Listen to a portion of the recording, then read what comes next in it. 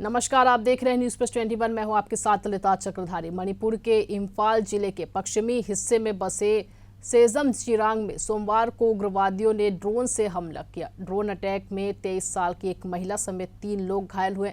Police ने बताया कि यह 2 दिन में दूसरा ड्रोन अटैक है। सोमवार शाम करीब 6:20 पर रिहायशी इलाके में ड्रोन से 2 विस्फोटक गिराए जो छत को तोड़ते हुए घर के अंदर फटे। उग्रवादियों ने पहाड़ी की चोटी से अंधाधुंध गोलीबारी भी की, जिसके बाद सुरक्षा बलों ने जवाबी कार्रवाई की। सेजम चिरांग कोतरुक से करीब 3 किलोमीटर दूर है, जहां रविवार 1 सितंबर को ड्रोन हमले और गोलीबारी में 2 लोगों की मौत हो गई थी और 9 लोग घायल भी हुए थे।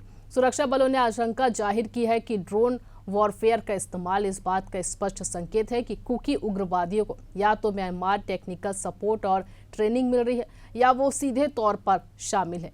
सेजम चिरांग मार्निंग लिकाई में 65 साल के वाथम गंभीर के घर की छत पर बम गिरा। दूसरा बम उसके घर के बगल वाली गली में गिरा, जबकि तीसरा बम नदी के किनारे फटा। मणिपुर से आपको बता दें कि मणिपुर में 3 मई 2023 से कुकी और मतई समुदाय के बीच आरक्षण को लेकर हिंसा चल रही है।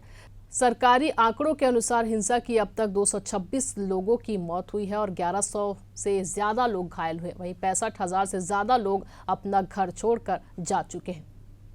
लगातार खबरों से अपडेट रहने के लिए देखते रहिए न्यूज़ प्लस 21, आपके हक की बात।